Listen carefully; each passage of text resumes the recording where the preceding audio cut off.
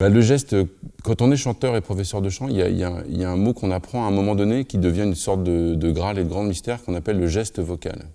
À un moment donné, on comprend quand on est chanteur que chanter c'est un geste. Et c'est pas si évident que ça en fait dans un début de parcours, parce qu'on a l'impression que le chant c'est quelque chose d'un peu immanent, qui est un peu sans contrôle. Enfin, je pense que tout le monde vit ça en fait.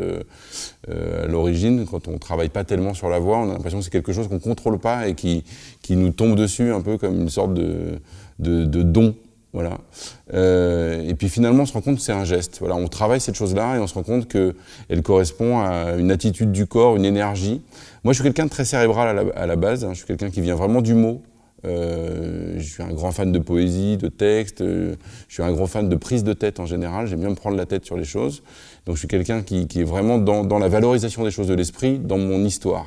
Et puis le chant, quand j'ai avancé dedans, m'a amené à prendre conscience de mon corps.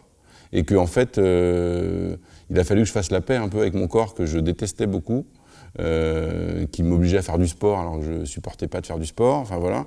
Et finalement, le chant, lui, il m'a dit « Non mais attends Coco, t'as un corps quoi. Sous ton cerveau, il y a un corps qui vit et du coup, il va falloir que tu utilises ce corps pour pouvoir t'exprimer. » Ça a été une grande découverte pour moi et c'est là où du coup j'ai compris que le chant était un geste, voilà. Ça veut dire qu'on rentre aussi dans un geste qui est très sensoriel, qui est très interne, très intérieur. Et ça, c'est un geste particulier. C'est pas comme le geste qu'on a avec la main, c'est pas le geste du toucher. Le geste du chant, c'est le geste de quelque chose qui se passe à l'intérieur de nous. Et ça, c'est vraiment, je pense, un rapport, en tout cas, au monde, une façon d'être interfacé aux choses extérieures qui est assez spéciale. Voilà. Donc après, moi, comme en plus, je suis extrêmement pédagogue et je suis beaucoup dans la transmission, je me suis posé la question de qu'est-ce que c'était que de transmettre ce geste intérieur, de transmettre ce geste du chant, ce geste vocal à quelqu'un.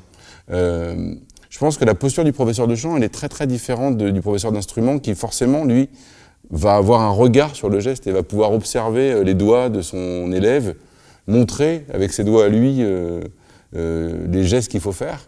Moi, évidemment, je ne peux pas montrer les gestes que je fais, puisque sinon, il faudrait que je m'ouvre en deux. Donc j'ai cette blague en général en cours de chant, c'est-à-dire quand j'ai un cours de plusieurs élèves, je dis bon, à un moment donné, pour vous montrer ce qui se passe comme geste, il faut que je coupe la tête d'un d'entre vous qui est volontaire.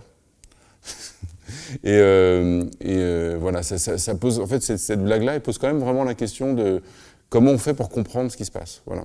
Donc il y a toute une pédagogie qui est très spéciale, de rentrer dans l'empathie de nos élèves et de pouvoir leur faire développer en eux un imaginaire d'un espèce de geste intérieur. Voilà. Il faut qu'ils mettent des mots dessus. Je suis très attentif à ce qu'ils mettent des mots sur leur geste intérieur. Voilà. Donc c'est effectivement une question un peu spéciale, je trouve, la question du geste. C'est une question qui vient avec le temps et qui est très très profonde pour nous.